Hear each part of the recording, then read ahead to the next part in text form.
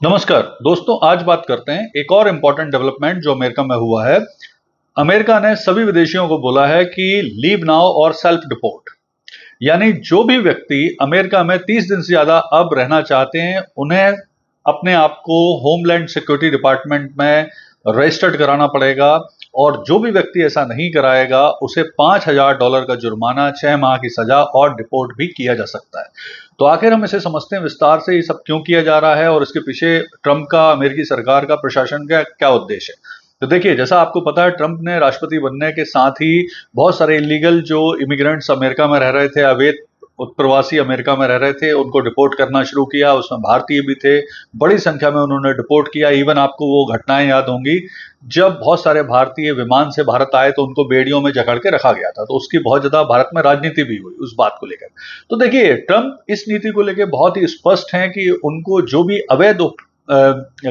उत्प्रवासी वहां पर रह रहे हैं, इलीगल इमिग्रेंट्स वहां पर रह रहे हैं, उन्हें हर हालत में अमेरिका से निकालना है। क्योंकि चुनाव में ये एक बहुत महत्वपूर्ण घोषणा थी जो ट्रंप ने की थी, तो अब वो ट्रंप उसके अकॉर्डिंग कर रहे हैं। तो अभी हाल में ही उन्होंने एक और नया घोषणा की है जिसमें कहा गया है लीव नाउ और सेल्फ डिपोर्ट, यानी जो भी व्यक्ति अमेरिका में 30 दिन से ज्यादा रहना चाहता है, चाहे वो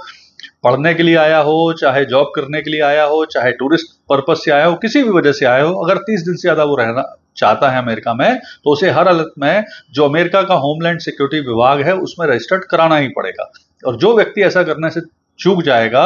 उस व्यक्ति पे $5,000 का जुर्माना, 6 माह की सजा या डिपोर्ट भी किया जा सकता है। तो देखिए, अब यहां पर एक परेशानी ये है कि सबसे ज्यादा जो वीजा हैं जो अमेरिका जारी करता है वो सबसे ज्यादा भारतीयों को ही मिलते हैं। अगर एक हम उदाहरण से देखें तो पिछले साल जो H1B वीजा जारी किए गए थे उसके 72% भारतीयों को मिले थे। L1 जो वर्क वीसा जारी किया गया था उसका 24-25% भारतीयों को मिले थे। इसी तरह से 2,60,000 इंडियन स्टूडेंट इस समय अमेरिका में रह रहे हैं पढ़ाई के लिए। तो इन सभी व्यक्तियों पर बहुत ज्यादा असर पड़ेगा ये अमेरिका के जो नए नियम आ गए हैं, एलियन रजिस्ट्रेशन फॉर्म वगैरह आ गए हैं। तो देखिए, अब इन जो सारी चीजें अमेरिका कर रहा है या ट्रंप प्रशासन कर रहे हैं, उसका उद्देश्य एक ही है कि कैसे भी करके जो अवैध उत्प्रवासी हैं उनकी पहचान कर ली जाए, उनको वो कब अमेरिका में आ रहे हैं, अगर वो सही टाइम पे जा रहे हैं वापस के नहीं जा रहे हैं,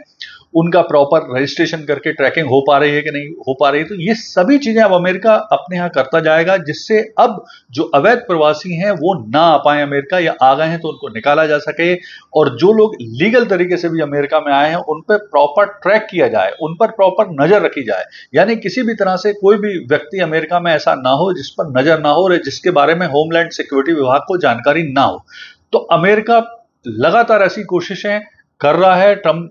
सरकार बनने के बाद से, और आगे मुझे लगता है कि इस तरह से वो निरंतर जो अवैध प्रवासी हैं, जो बहुत बड़ी समस्या है अमेरिका की, उससे निपटने के लिए इस तरह के कड़े कानून लाते रहेंगे, जिसकी वजह से भविष्य में हो सकता है इसका थोड़ा सा नेगेटिव इंप्रेशन, जो प्रभाव पड़ेगा वो भारतीय लोगों पर, छात्रों पर, और जो वहां वर्क करने के लिए जाते हैं उन पर पड़ सकता है। तो ये एक